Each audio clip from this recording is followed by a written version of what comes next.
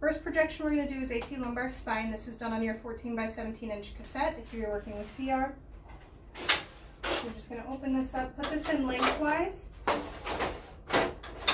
The marker that you're going to want to use for this exam is the side of the patient that's closest to you. Right now I have my patient laying down. This is his right side, so I'm going to use my right marker on the edge of the collimated field. If you end up collimating this down, make sure that you move the marker in a little bit so you don't clip it when you collimate transversely. I'm going to shut that. Your tube, your central ray, is going to be centered to the level of L4, so I'm just going to move this up to begin with.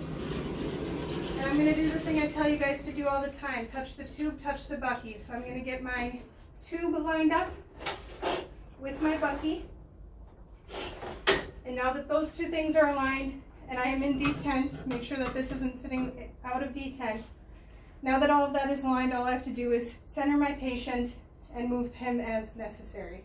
So I'm going to feel for the ASIS. I'm going to continue to go over the iliac crest to make sure that I'm at the iliac crest. The level of the iliac crest is the level of L4, and that's where your central ray needs to be directed, at the level of L4 on the mid-sagittal plane.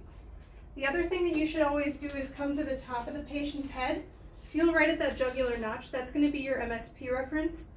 It tells you if the body is straight and if it's aligned properly, or if you've centered too far to the right or to the left of the MSP.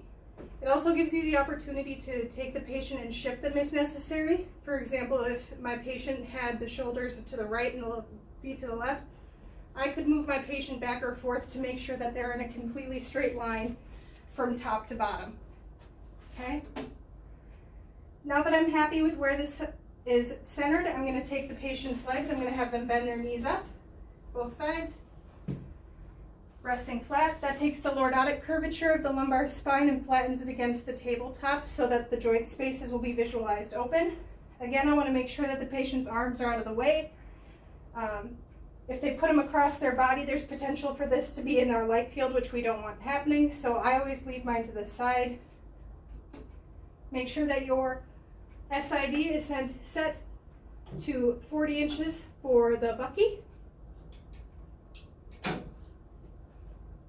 And you would go ahead and expose that image.